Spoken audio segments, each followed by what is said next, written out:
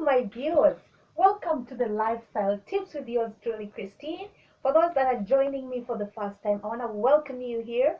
And for those that have been following my previous videos, I want to thank you so much for coming back. Please keep up the support. And please invite some more friends to join us.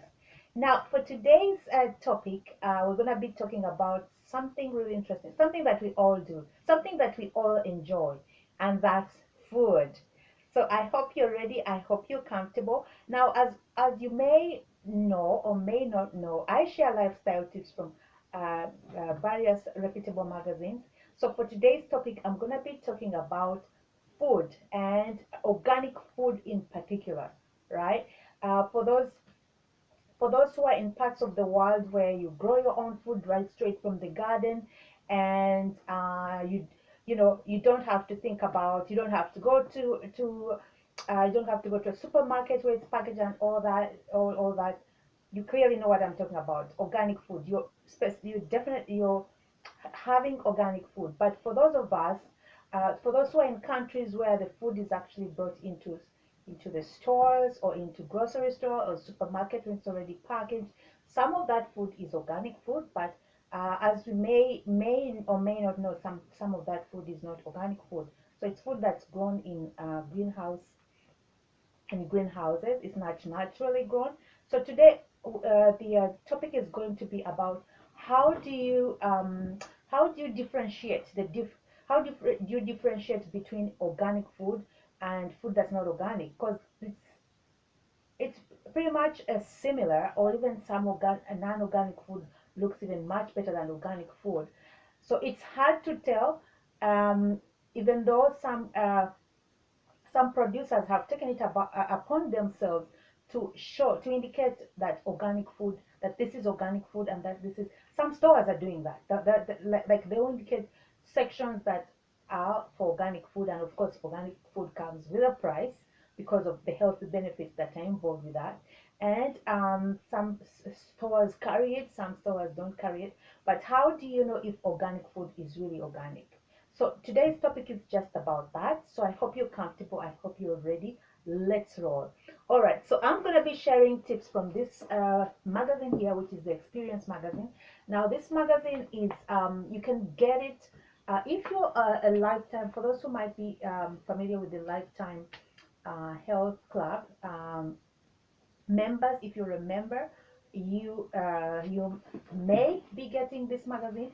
For those who are not members, I think you can go online and find out more about the club and how you can get yourself a copy of this magazine. But my understanding is that you subscribe only if you're a member. All right. So that being said, let's get to today's topic. Now I'm gonna read the heading of the topic, and then read a little bit into the topic, and then share 6 ways on how to find food from good soil. So that's food that's coming. So you even though you wanna make sure that your food is coming from good soil, right? So let me read into that. I hope you can hang in with me. Let's roll. Okay. So today's headline is "The World Beneath Our Feet." And as I read a little further into it, I quote, "You may not be able to see them, but microorganisms in the soil have a big impact on human nutrition and health." And I'm going to continue quoting. You've had the adage, "You are what you eat." It may even motivate you to buy organic produce free of pesticide residue, or seek out foods like grass-fed beef or pasteurized eggs. After all, you're also what your food after after all, you are also what your food eats. But the food chain is more complicated than you may realize.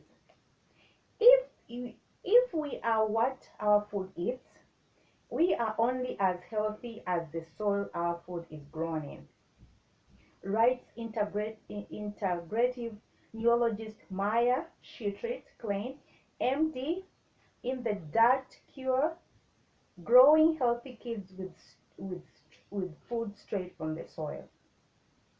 A small but expanding body of research backs this philosophy, demonstrating that health promoting properties of our food are inextricably tied to the health of the soil.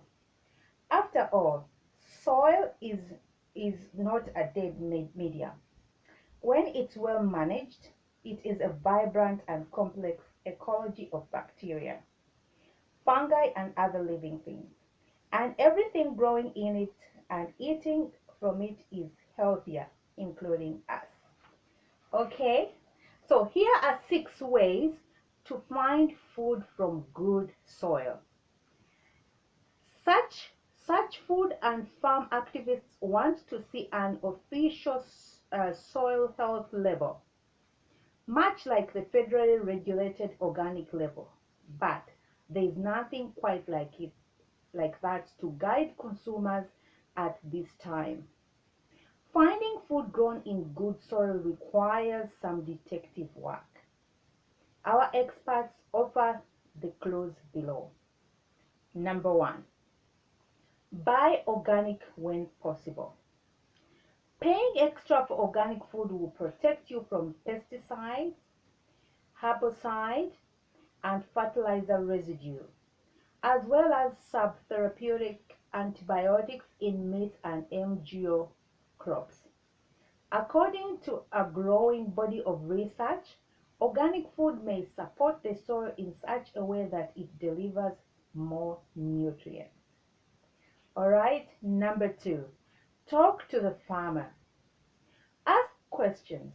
The next time you're at the farmer's market, do you ask questions such as, do you practice no-till agriculture? Do you use synthetic fertilizer and killing chemicals? If so, how often? How does your farm promote biodiversity? Are, are these animals on the farm? Do you live on the farm? According to integrative physician Daphne Miller, MD, author of Pharmacology, Total Health from the Ground Up, farmers who live on their land and eat from it themselves are more likely to take good care of their soil. Number 3, use all your senses. And let's find out how. When you're shopping for produce, Miller recommends relying on more than your eyes. Plants, uh, plants' interaction with soil and the environment produces strong smells and tastes, she notes. These can be markers for high, phytonutrient levels. They are like a mini medicines and are good for health. All right, number 4, embrace blemishes. I tell my kids that when you see a little bug hole on a fruit or vegetable, that's often the healthiest one, says neurologist Maya Shitrit Klein, MD, author of The Dirt Cure. That's the one that has upregulated uh, pio- pi- uh, phytonutrients to protect and repair itself. Number 5, buy meat, dairy, and eggs from pasteurized animals. Pastures are intact landscapes with healthy soil. Most are rarely tilted and sprayed with agrochemicals, and the wide variety of plants growing there provide great forage. Much of what grows in a native grassland or healthy pasture has some medicinal use, say Didi Passhouse, author of The Ecology of Care.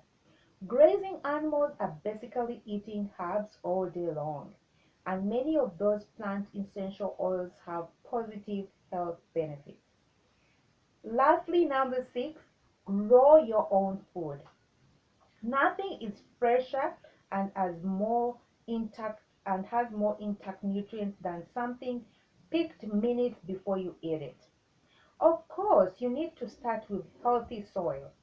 Check with your local university extension service for advice on how to create your own healthy soil ecosystem. Miller suggests concentrating on growing nutrient-dense plants like herbs and bitter greens. All right, my viewers. So those have been the 6 tips um, that will help you identify if your food is being grown in good soil. And now, by good soil, my understanding of this is that soil that's free is free of pesticides, herbicides, and fertilizer residues. So that would be considered good soil. But this is only gonna happen. I mean, for the majority of